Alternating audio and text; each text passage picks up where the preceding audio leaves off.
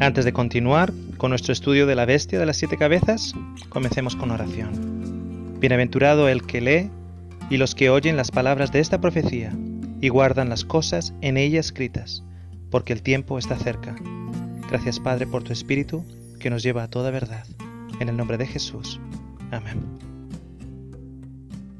Ahora, en Apocalipsis 17, nuevamente, la bestia que era, versículo 11, y no es también el octavo, y es de entre los 7, y va a la perdición. Quiero que entiendas una cosa. La bestia que era y no es la bestia de las 7 cabezas. ¿Qué me refiero con esto? Me refiero que no es solo la quinta cabeza la que ha dejado de ser. No es solo la Roma papal la que ha dejado de ser para el tiempo cronológico en el cual Juan la está viendo. No es solo la Roma papal, sino que nos dice que 5 han caído. No solo cayó la quinta, no dice la quinta ha caído, sino que las 5 anteriores han caído. Entonces la bestia ya no es lo que era. Y uno puede decir, espera un momentito, ¿a qué te refieres con que las 5 han caído? Cuando la bestia resucita, como era, no es solo la quinta cabeza que resucita, no es solo la Roma papal que resucita, son las otras 4 cabezas también. Es Babilonia, es Medo-Persia, es Grecia y es Roma, al igual que la Roma papal. Son las 5 cabezas que resucitan. Porque está diciendo, la bestia que era la bestia con las 7 cabezas, en las cuales ninguna de ellas había caído. Sin embargo, fue una de las cabezas que recibió la herida mortal, pero a consecuencia de esa herida mortal, en una de esas cabezas, 5 cayeron. Ok, ahora quiero que te des cuenta de una cosa en el versículo 12.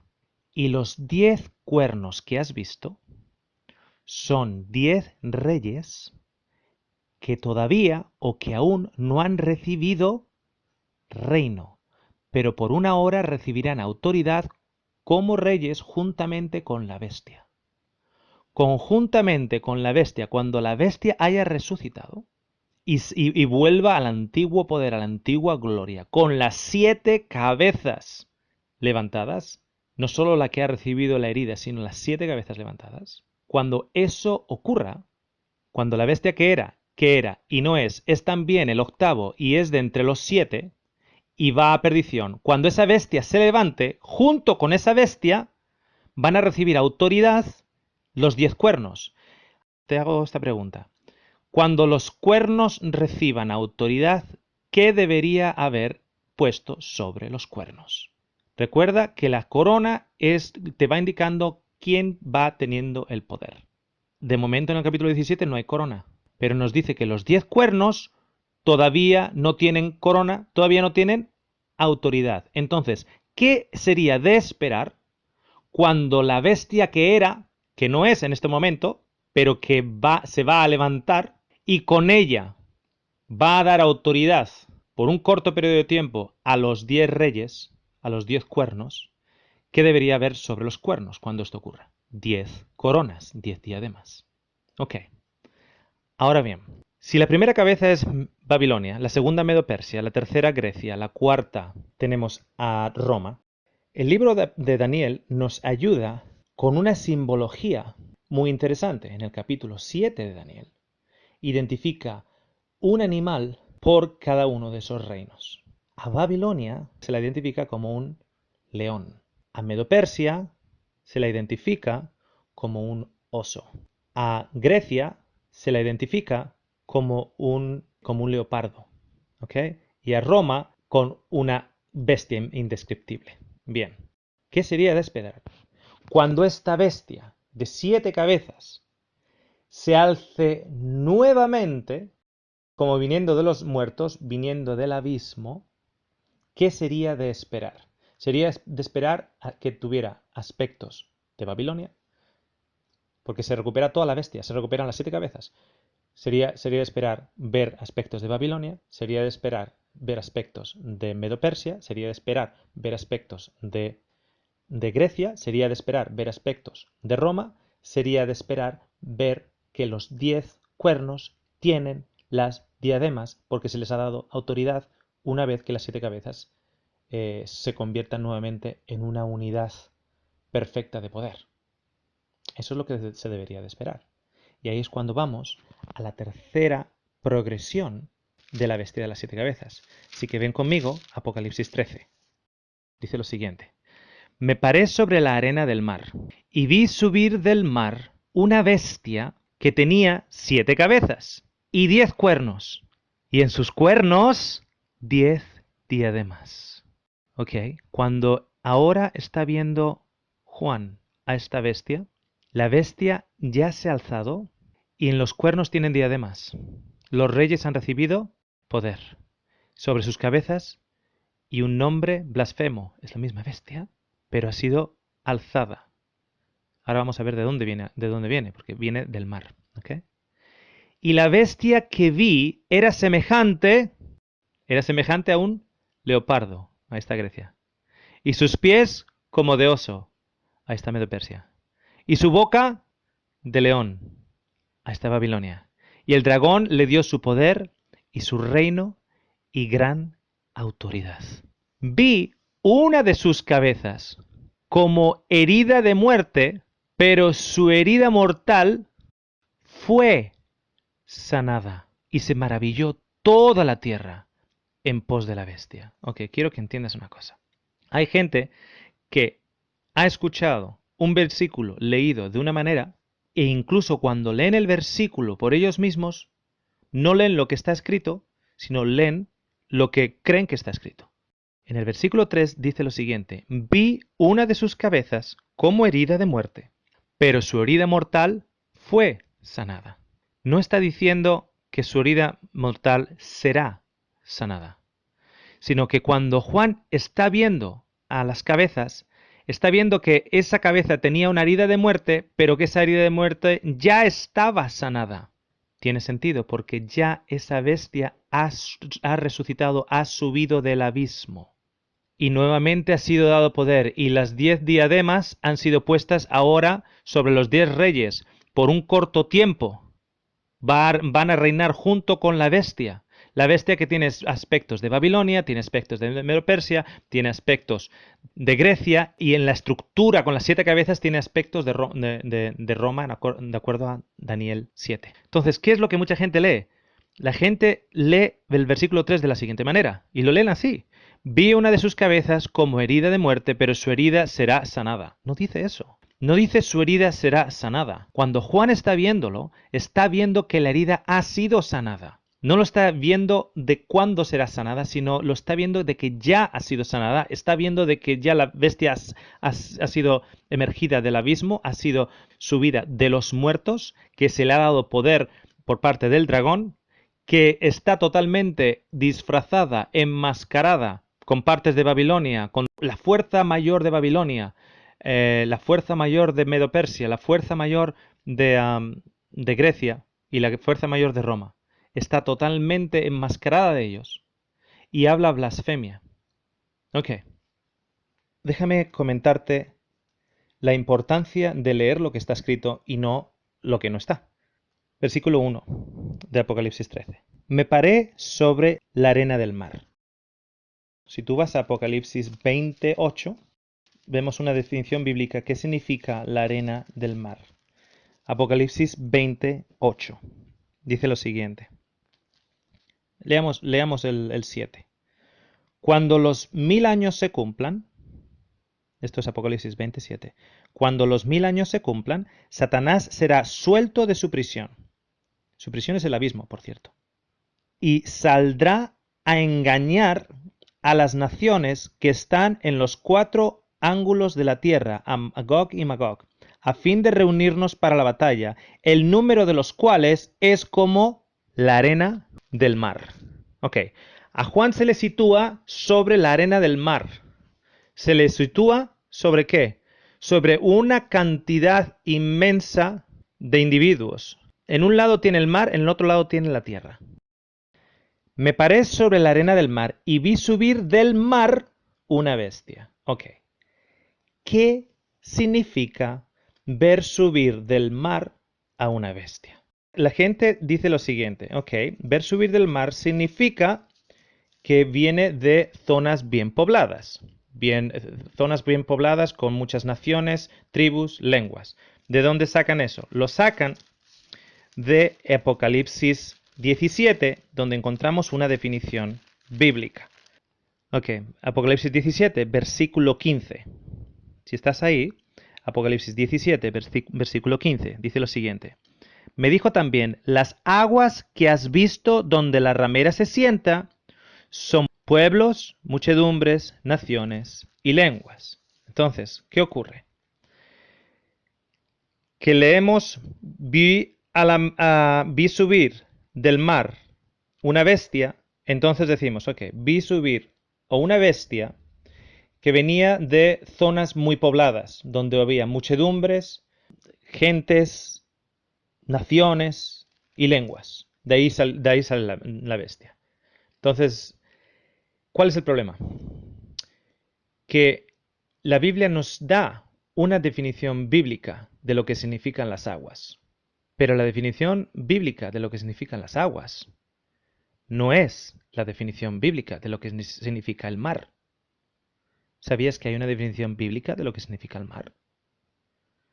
Y no podemos coger una definición que es bíblica y la tendríamos que usar si dijera lo siguiente. Me paré sobre la arena del mar y vi subir de las aguas una bestia. Si hubiese dicho, vi subir de las aguas una bestia, entonces cogemos la palabra agua, vemos que en Apocalipsis 17:15 nos dice que son naciones y tribus y lenguas, entonces sabemos que esa bestia va a salir de en medio de muchas naciones, de tribus y de lenguas. Podemos decir eso. Pero ¿cuál es el problema?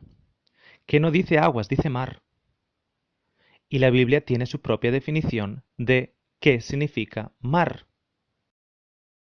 Lo que estoy tratando de decirte es lo siguiente. Cuando decimos que el dragón se lleva un tercio de las estrellas con su cola, vamos al libro también de Isaías y vemos en Isaías 9:15 que la cola es el profeta que habla mentiras. Y tenemos que ser consistentes con ellos. Si estamos hablando de la cola, tenemos que ver qué es la cola. Si estamos hablando de las aguas, tenemos que ver qué es las aguas, pero si estamos hablando del mar, tenemos que ver qué es el mar.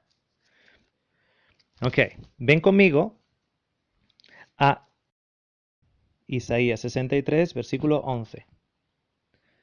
Pero se acordó de los días antiguos de Moisés y de su pueblo, diciendo, ¿dónde está el que les hizo subir del mar como con el pastor de su rebaño, donde el que puso en medio de él su Santo Espíritu?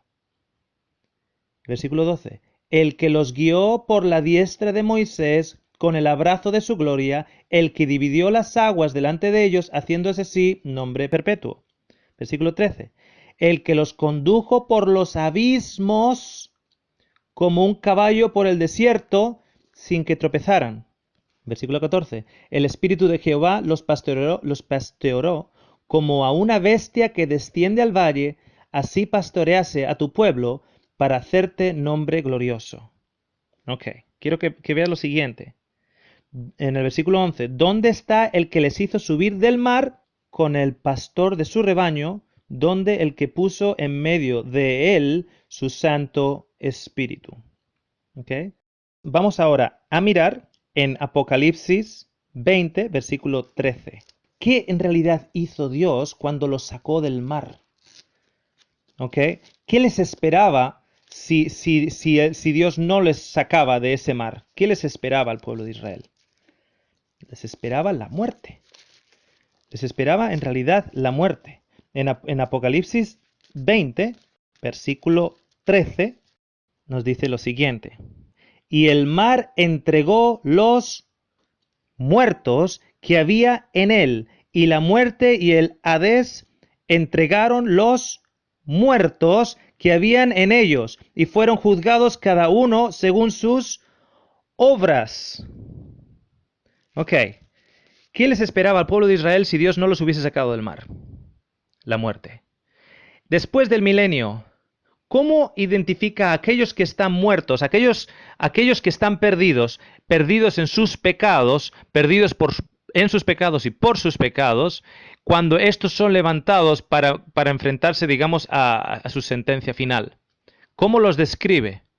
Los describe como viniendo del mar, como siendo expulsados por el mar.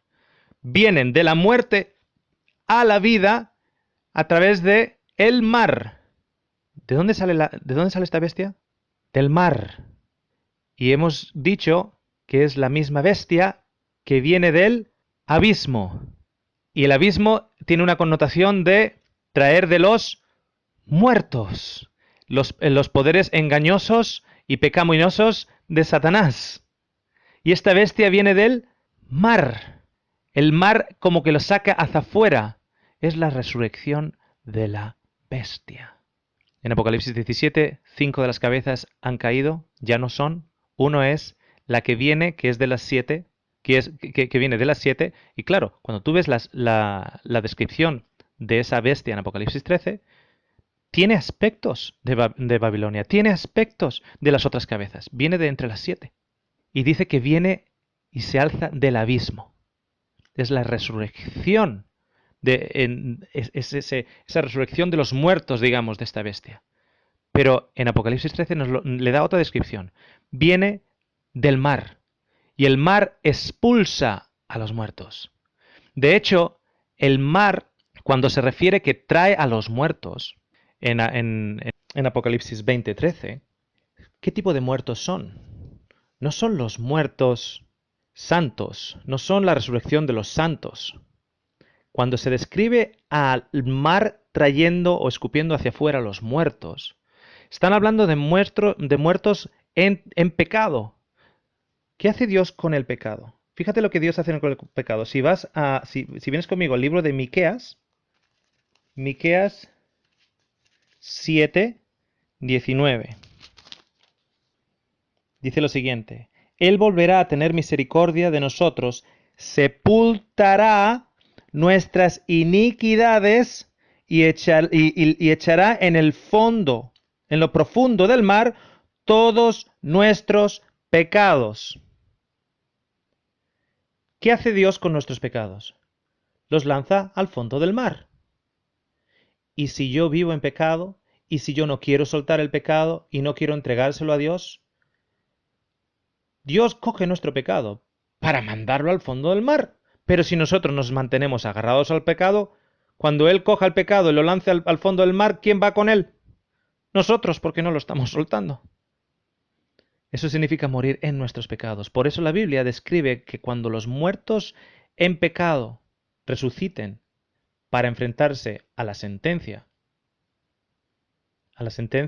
que va simplemente a confirmar lo que ellos querían, que era: yo no quiero soltar el pecado.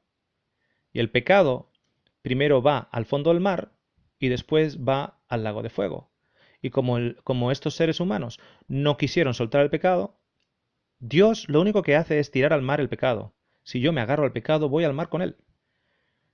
Cuando Dios levanta el pecado del mar para echarlo al lago de fuego, aquellos que se han agarrado a esos pecados siguen agarrados a él. Entonces, cuando Dios coge ese pecado a tirarlo al lago de fuego, como estos seres humanos no han soltado el pecado, pues al lago de fuego que van también. ¿Me entiendes? Ok, entonces,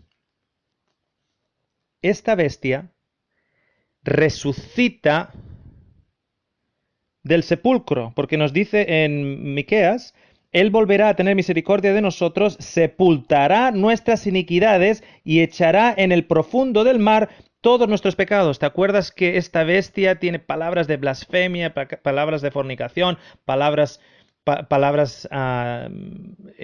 que representan su carácter, etcétera, que está todo lleno de inmundicia y de pecado? Y que va a subir del abismo, va a subir de los muertos, va a subir del mar, todos los pecados van a ser levantados con ella. Todo su poder es todo el poder que está regido por Satanás, y Satanás es el rey del pecado. Entonces, esta bestia que se alza es una bestia que trae todos los pecados con ella.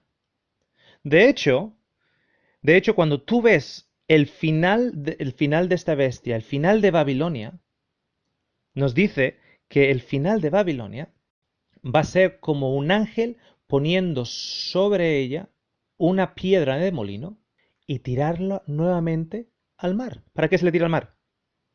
para acabar con ella. Entonces, ¿qué significa el mar? Cuando esta bestia sale del mar, sale de los muertos.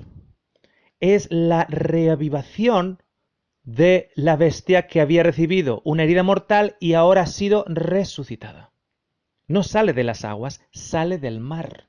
No sale de lugares muy poblados, sale de entre los muertos, de la que era, no es, pero será y vendrá con gran poder y unirá su fuerza con los 10 cuernos cuando éstos reciban corona sobre ellos, que es lo que exactamente vemos en el libro de Apocalipsis, capítulo 13. Y tendrá partes de las otras 7, porque viene de entre las otras 7. Entonces, toda la maldad, todos los pecados de Babilonia, de Medo-Persia, de Grecia y de Roma, también viene con ello. Toda su fuerza militar también viene con ello. Todo su poder político y de entretenimiento también viene con ello. Todos esos aspectos son resucitados de entre los muertos, de entre el abismo, del abismo, del mar. Viene a significar la misma cosa. Es la resurrección después de la herida de muerte. Que una de las cabezas recibió en 1798 e hizo que el poder de la bestia completa fuera retirado. Okay. Estamos estudiando la bestia de las 7 cabezas y te invito a que continúes escuchando.